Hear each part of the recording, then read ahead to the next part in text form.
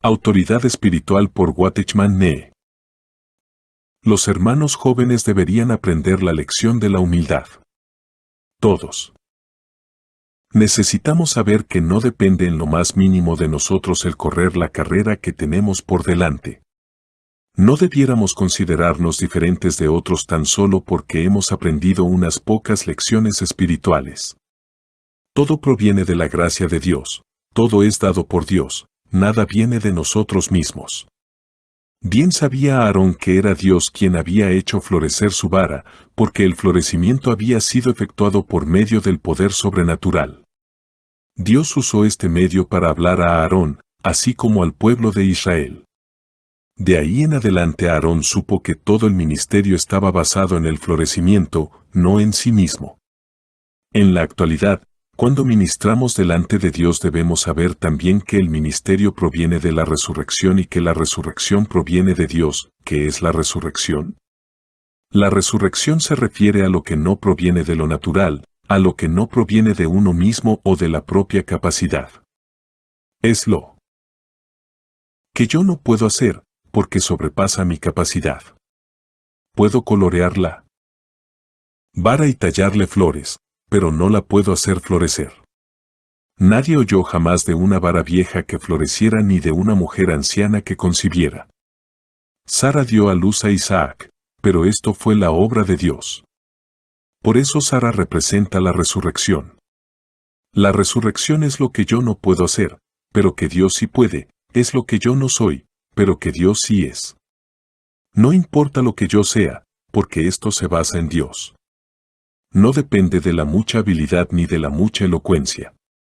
Toda la espiritualidad que tengo se debe a la obra de Dios en mí. Qué ridículo y necio sería Aarón si insistiera en que su vara había florecido porque era diferente de las demás, más pulida y más derecha. Si por un momento se nos ocurre pensar que somos mejores que otros, habremos cometido el mayor disparate del mundo. Toda la diferencia proviene del Señor. El nombre Isaac significa risa. Sara se rió, porque sabía que era demasiado anciana para concebir. Lo consideraba imposible. Por eso, Dios llamó Isaac a su hijo. Al servir al Señor, nosotros también debiéramos reírnos y decir, no puedo, sé con toda seguridad que soy incapaz, pero esta es la obra del Señor. Si hay alguna manifestación de la autoridad, debemos confesar que ella es la obra de Dios, no la nuestra. La resurrección es la norma permanente del servicio. Dios devolvió todas las varas a sus respectivos dueños, excepto la de Aarón, que había florecido. Esta había de quedar en el arca por memorial perpetuo. Todo esto sugiere que la resurrección es la norma permanente del servicio. A menos que un servicio pase de la muerte a la resurrección, no será aceptado por Dios. Aquello que resucita es de Dios, y no de nosotros. Todos los que creen tener méritos no saben lo que es la resurrección.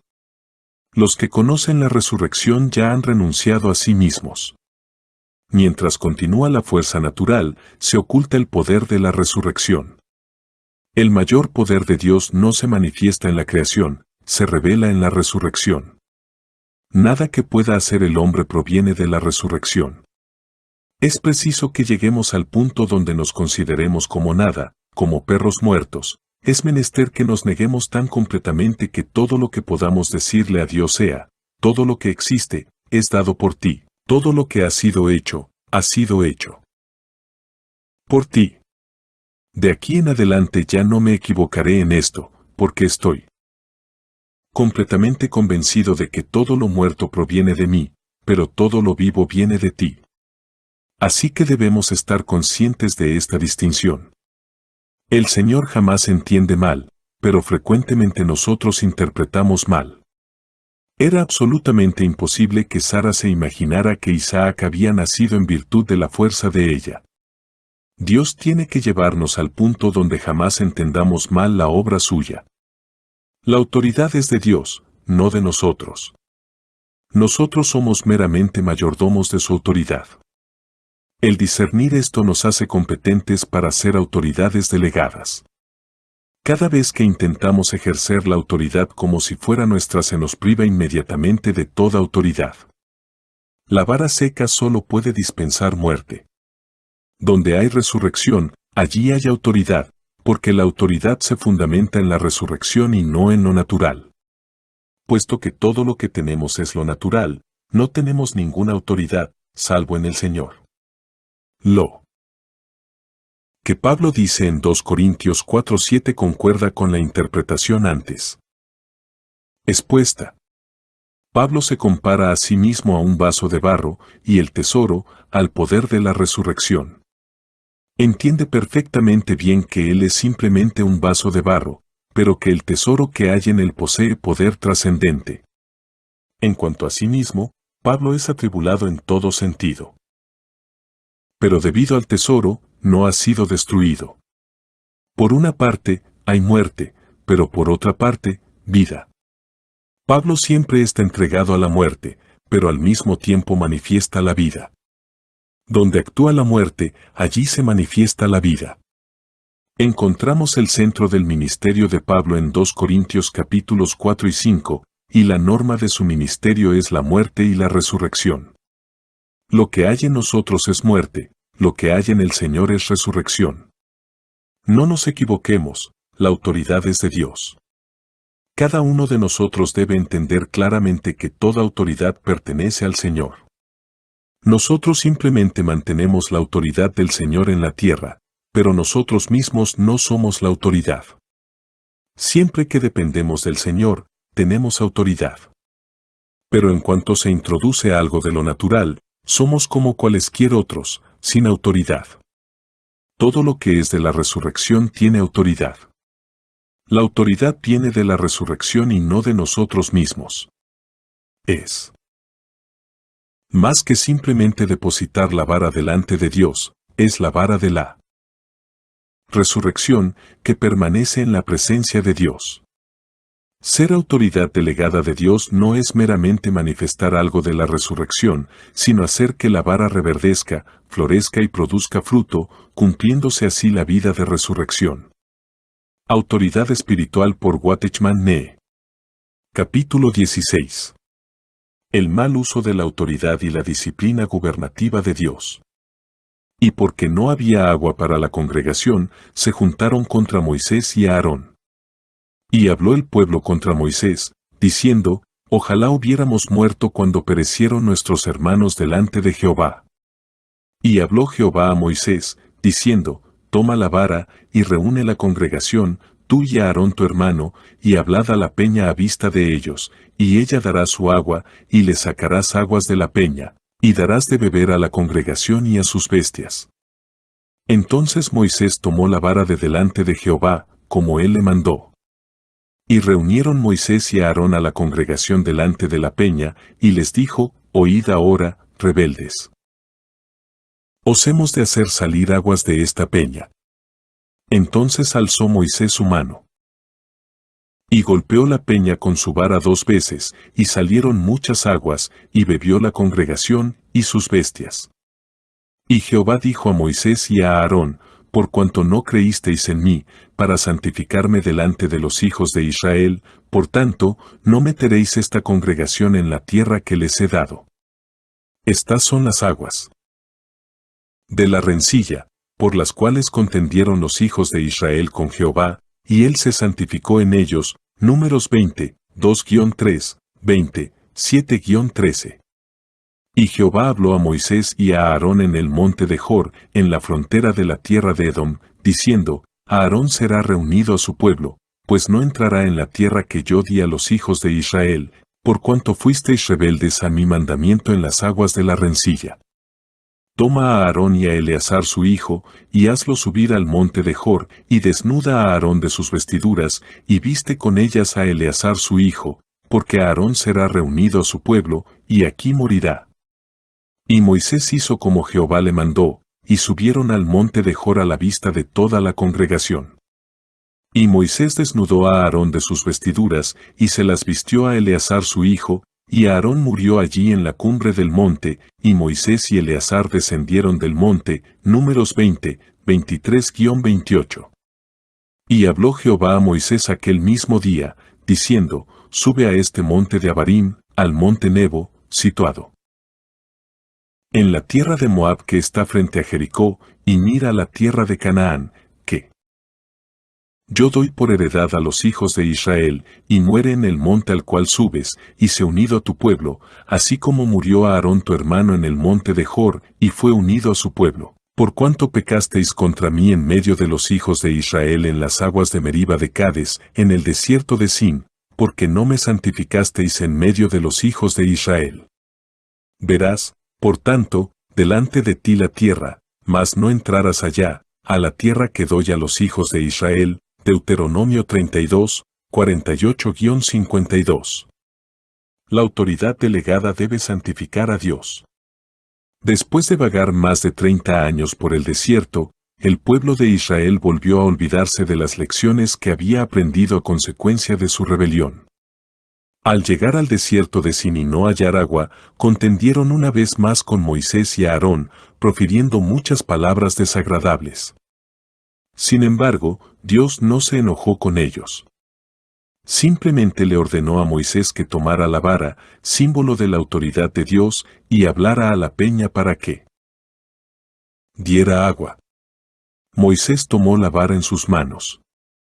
Sin embargo, estaba tan irritado que llamó rebeldes a la congregación y luego, haciendo caso omiso del mandamiento de Dios, golpeó la peña 2 veces con la vara. Moisés cerró, pero todavía salió agua de la peña. A raíz de esto, Dios reprendió a sus siervos, diciendo, no creísteis en mí, para santificarme delante de los hijos de Israel. Esto significaba que Moisés no había colocado a Dios aparte de sí mismo y de Aarón. Había representado mal a Dios, porque ese arranque de mal humor que había tenido provenía de él mismo y en consecuencia había hablado sin razón y sin causa había golpeado la peña. Al parecer, Dios reconvino a Moisés de este modo, vi que mi pueblo tenía sed y quise darles de beber. ¿Por qué, pues, los reprendisteis? Dios no censuró al pueblo, pero Moisés sí lo hizo. Así pues, él le dio al pueblo de Israel una falsa impresión de Dios, como si fuera cruel e injuriador y no tuviera misericordia. Ser autoridad es representar a Dios. Ya sea en la ira o en la misericordia, la autoridad siempre debe ser como Dios. Si en tal posición hacemos algo malo, debemos reconocerlo como acción nuestra. Jamás debemos involucrar a Dios en nuestra propia falta. Porque Moisés representó mal a Dios, tuvo que ser juzgado. Si alguien que está en autoridad representa mal a Dios y no lo confiesa, Dios tendrá que vindicarse. Así fue como Dios mostró al pueblo de Israel que esto fue obra de Moisés y no suya. En realidad, el pueblo había murmurado y quizás su actitud hubiera sido rebelde, sin embargo, Dios no los había juzgado. ¿Cómo pudo Moisés ser tan impaciente para juzgarlos antes de que Dios lo hiciera y hablar airadamente y sin moderación? Lo hizo motivado por su actitud y su ira, pero es muy probable que el pueblo de Israel se hubiera quedado con la impresión de que representaba la actitud de ira de Dios. Por eso Dios tenía que absolverse a sí mismo separándose de Moisés y de Aarón. Tengamos cuidado de no involucrar nunca a Dios en las faltas humanas dando la impresión errónea de que Él manifiesta su actitud por medio de nosotros. En caso de darse una impresión tan errónea, Dios tendrá que absolverse a sí mismo. Se supone que una autoridad delegada administra las cosas en representación de Dios. Si nos enojamos, confesemos que esta ira viene de nosotros y no de Dios. Ambos deben estar separados. Es algo terrible confundir la obra de uno con la de Dios. Somos demasiado propensos a errar. En consecuencia, cada vez que cometamos un error, reconozcámoslo de inmediato como error nuestro. Entonces no representaremos mal a Dios, ni cederemos al mal, ni caeremos en las tinieblas. Si confesamos primero, Dios no tendrá necesidad de defenderse y seremos liberados de caer en su mano gubernativa. Ser autoridad delegada es algo muy serio. Como consecuencia del antedicho incidente, Dios anunció que a Moisés y a Aarón no se les iba a permitir entrar en Canaán. Si una persona habla descuidadamente y hace algo en una forma que no santifica a Dios, él desde ese momento tiene que intervenir para justificarse, sin que quede ninguna posibilidad de pedir perdón. Debemos temer y temblar cuando administramos los asuntos de Dios. Guardémonos de convertirnos en personas descuidadas e imprudentes a medida que envejecemos. En aquella ocasión en que se encendió la ira de Moisés e hizo pedazos las tablas en que Dios había escrito la ley, el Señor no lo reprochó. Había conmovido a Dios con su celo, por lo cual su ira era justificada. Pero ahora, después de seguir por tantos años al Señor y no hacer lo que él había ordenado al golpear la peña 2 veces y hablar irreflexivamente, Moisés había representado mal a Dios. Por esta razón, no se le permitió entrar en Canaán. El pueblo de Israel se rebeló muchas veces contra Dios, pero él fue paciente con ellos. Moisés y Aarón, sin embargo, cometieron un solo error y fueron excluidos de Canaán. Esto nos demuestra lo serio que es ser autoridades delegadas. Dios es muy estricto con los que lo representan. En Números 18 el Señor le dijo a Aarón: tú y tus hijos, y la casa de tu padre contigo, llevaréis el pecado del santuario, versículo 1.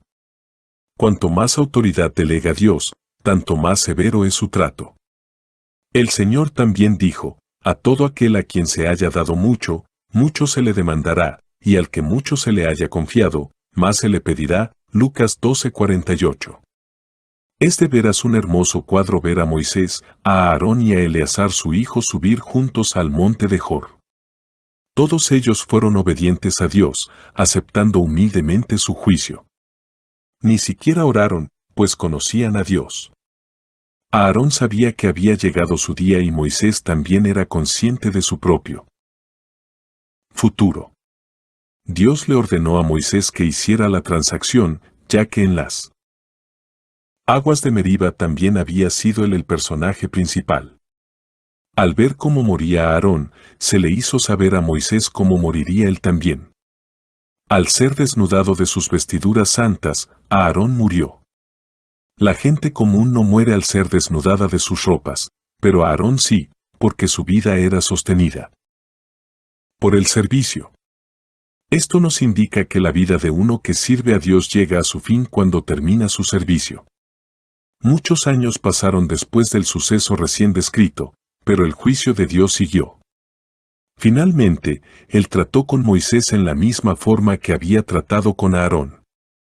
Citó a Moisés al monte Nebo, porque allí había de morir, aun cuando durante los años intermedios había permanecido fiel. Antes de morir, Moisés bendijo con un canto al pueblo de Israel, pero no pidió ser librado de su juicio particular, ver Deuteronomio 33. También se humilló bajo la poderosa mano de Dios. Al que había representado la autoridad de Dios y le había obedecido toda su vida, salvo en ese único caso en su ancianidad, no se le permitió entrar en Canaán. ¡Qué tremenda pérdida sufrió Moisés! No pudo participar de la promesa que 600 años antes Dios había hecho a Abraham. No hay algo más grave ni que se considere con más severidad que el que una autoridad delegada actúe mal. Cada vez que ejercemos la autoridad debemos pedir estar unidos a Dios. Si cometemos un error, debemos separarlo rápidamente de Dios para no incurrir en su juicio. Antes de decidir algo, procuremos conocer la mente de Dios, y solo después de conocerla podemos hacerlo en su nombre. Moisés no podía pretender que lo que había hecho en las aguas de Meriba lo había hecho en el nombre del Señor. No seamos necios, sino aprendamos a temer y temblar delante de Dios. No pronunciemos juicio irreflexivamente, antes, dominemos nuestro espíritu y refrenemos nuestra lengua, especialmente cuando seamos provocados. Cuanto más conozcamos a Dios, tanto menos descuidados seremos. Hay veces cuando podemos recibir perdón después de caer en la mano gubernativa de Dios, pero no siempre sucede esto. Entendamos claramente que no hay que ofender el gobierno de Dios. Las autoridades delegadas no debieran errar. Para que nuestro servicio sea aprobado por Dios debemos servir no con nuestras propias fuerzas sino en el terreno de la resurrección. Nosotros mismos no tenemos autoridad, solamente la representamos. No hay sitio, pues, para la carne. Solo causamos problemas si hacemos algo a nuestro antojo. La Iglesia no solo teme que no haya autoridad, sino también a la autoridad ilegítima. Dios tiene un solo pensamiento, y ese es establecer su propia autoridad. En la Iglesia, la sumisión a la autoridad debe ser absoluta. Sin sumisión no puede haber Iglesia. Igualmente, la actitud de temor y temblor en los que representan la autoridad debe ser también absoluta. Hay dos dificultades en la Iglesia, la falta de sumisión absoluta y la presencia de autoridad ilegítima. Tenemos que aprender a no hablar irreflexivamente, a no dar opiniones negligentemente. Nuestro espíritu debe mantenerse siempre dócil para con el Señor, en espera de recibir la luz que tenga para nosotros. De otro modo, envolveremos a Dios en nuestro error y haremos en su nombre cosas que no son de Él. Por esta razón, tenemos que aprender por una parte a someternos y por la otra a representar a Dios. Esto significa que tenemos que conocer la cruz y la resurrección. El que la Iglesia tenga un futuro depende muchísimo de lo bien que aprendamos nuestras lecciones. La autoridad proviene del ministerio, el ministerio de la resurrección. La autoridad de una persona se basa en su ministerio y éste se basa a su vez en la resurrección. Si no hay resurrección, no puede haber ministerio, y si no hay ministerio, no hay autoridad. El ministerio de Aarón provenía de la resurrección, sin esto, él no podía servir. Dios nunca ha establecido por autoridad a nadie que no tenga ministerio. En la actualidad, la autoridad no es asunto de posición. Donde falta el ministerio espiritual, no puede haber autoridad de posición. Todo el que tiene un ministerio espiritual delante de Dios tiene autoridad delante de los hombres.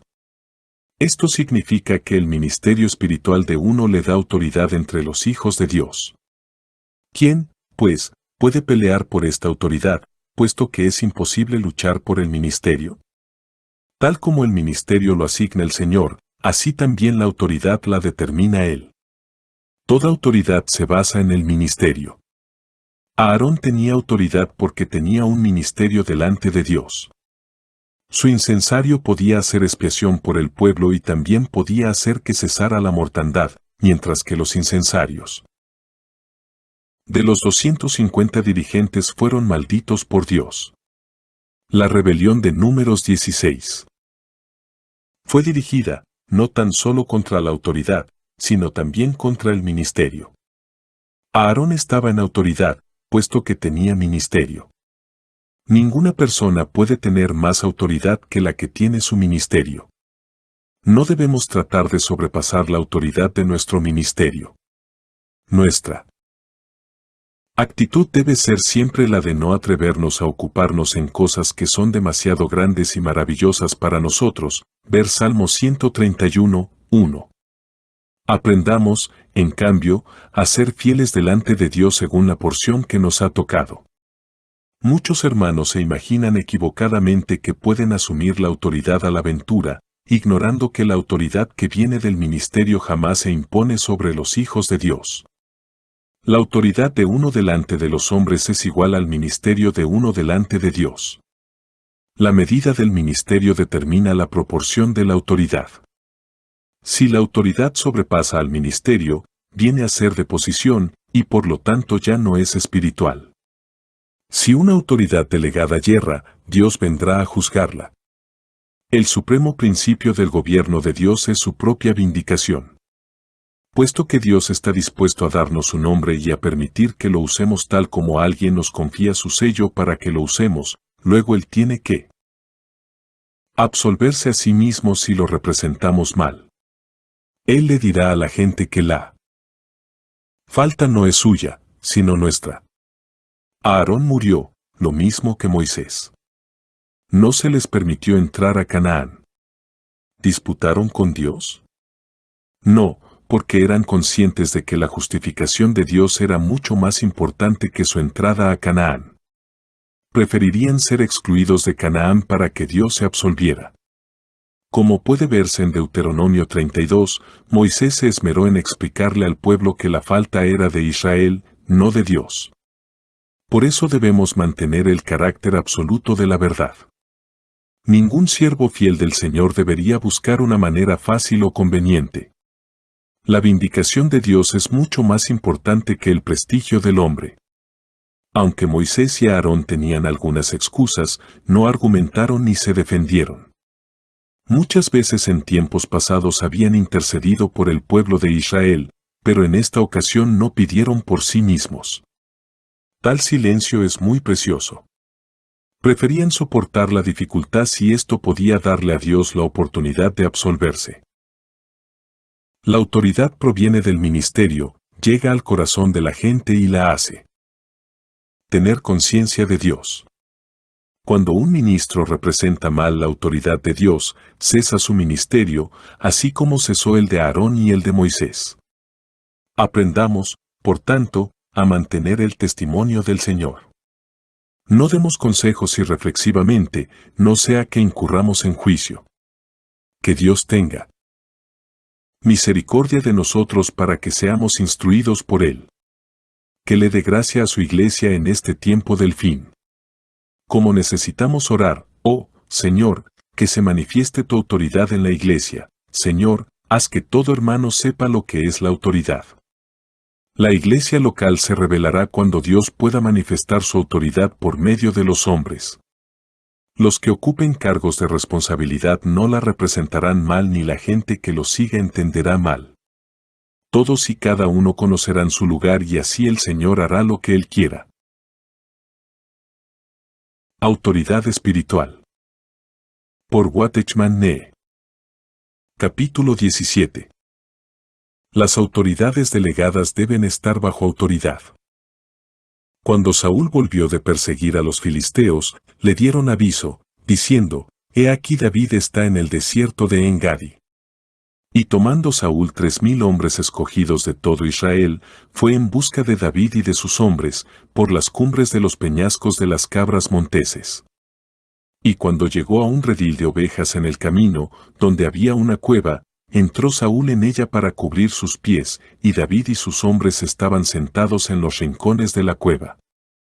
Entonces los hombres de David le dijeron, «He aquí el día de que te dijo Jehová, he aquí que entrego a tu enemigo en tu mano, y harás con él como te pareciere». Y se levantó David, y calladamente cortó la orilla del manto de Saúl. Después de esto se turbó el corazón de David, porque había cortado la orilla del manto de Saúl. Y dijo a sus hombres, «Jehová me guarde de hacer tal cosa contra mi señor, el ungido de Jehová, que yo extienda mi mano contra él, porque es el ungido de Jehová». 1 Samuel 24, 1, 6. David, pues, y Abisai fueron de noche al ejército, y he aquí que Saúl estaba tendido durmiendo en el campamento, y su lanza elevada en tierra a su cabecera, y Abner y el ejército estaban tendidos alrededor de él. Entonces dijo Abisai a David, «Hoy ha entregado Dios a tu enemigo en tu mano, ahora, pues, déjame que le hiera con la lanza, y lo enclavaré en la tierra de un golpe, y no le daré segundo golpe». Y David respondió a Abisai, «No le mates, porque ¿quién extenderá su mano contra el ungido de Jehová, y será inocente?»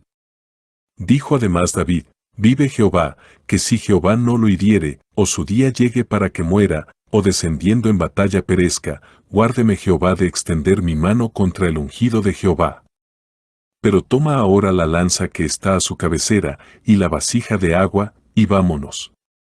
Se llevó, pues, David la lanza y la vasija de agua de la cabecera de Saúl, y se fueron, y no hubo nadie que viese, ni entendiese, ni velase, pues todos dormían, porque un profundo sueño enviado de Jehová había caído sobre ellos. 1 Samuel 26, 7-12.